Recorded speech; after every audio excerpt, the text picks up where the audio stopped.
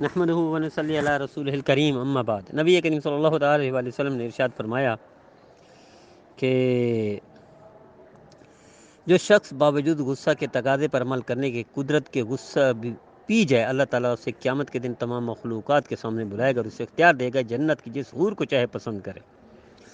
ہم غصہ میں غصہ کرتے ہیں اور لڑائی جھگڑے کر دیتے ہیں، رشتے ناطے ختم کر دیتے ہیں اور تکلیف دیتے ہیں لوگوں کو، اور آسمان سر پر اٹھا لیتے ہیں، یہاں تک کہ بدنامی بھی گلے لے لیتے ہیں، لیکن غصے کو ختم نہیں کرتے۔ نبی کریم صلی اللہ علیہ وسلم نے کیا ارشاد فرمایا کہ یہ انتخاب کا اس کو حق دیا جائے گا، جس چھور کو چاہے لے لے۔ سبحان اللہ۔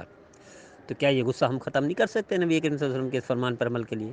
کیا ہم غصے کو چھوڑ نہیں سکتے نبی کریم صلی اللہ علیہ وسلم کی تابعداری میں، فرما برداری میں؟ میرے نبی نے کتنا عمدہ نمونہ اخلاق پیش کیا، کردار پیش کیا۔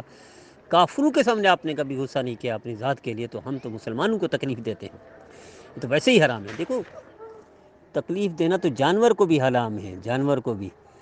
کہ آپ صلی اللہ علیہ وسلم تشریف فرما تھے تو ایک گدھا گزرا، اس کو داغا گیا تھا، آپ نے ارشاد فرمایا لعنت ہے اس شخص پر جس نے گدھے کو تکلیف پہنچائی۔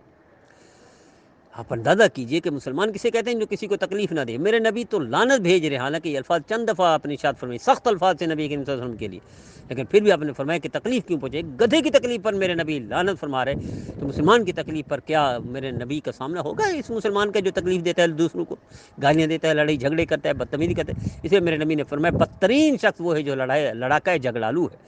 تو آئیے ہم بدترین میں شامل نہ ہو جائیں، ہم افضل ترین میں شامل ہو جائیں۔ دوسروں کا خیر خواہ، یہ اس کو فرمائیے افضل ترین آدمی ہے، دوسروں کو فائدہ پہنچانا آپ نے ارشاد فرمایا افضل ترین آدمی ہے۔ مجھے امید ہے میرے بھائی میرے بہنیں افضل ترین میں شامل ہوں گے، بدترین میں شامل نہیں ہوں گے۔ اللہ ہم سب کو نبی کریم صلی اللہ علیہ وسلم کی 100% فرما برداری کی توفیق عطا فرمائے، نافرمانی سے محفوظ فرمائے۔ میں بار بار درخواست کرتا ہوں اپنے بھائیوں بہنوں سے کہ ہر پیغام کو خود بھی سنیں، دوسروں کو بھی سنائیں، خود بھی عمل کرے، دوسروں کو بھی کرے۔ تو ہمارا فیس بک پر، واٹس ایپ پر، یوٹیوب پر، ہر پہ پیر مفتی اختر حسین کے نام سے ضرور شیئر کیجیے، ضرور سنائیے دوسروں کو، ضرور پہنچائیے دوسروں پر، اور ضرور خود بھی عمل کیجیے، دوسروں کو بھی کرائیے۔ مجھے امید ہے میرے بھائی میرے بہنیں اس اصلاح میں، تربیت میں، اس خیر خواہی میں شامل ہوں گے انشاءاللہ۔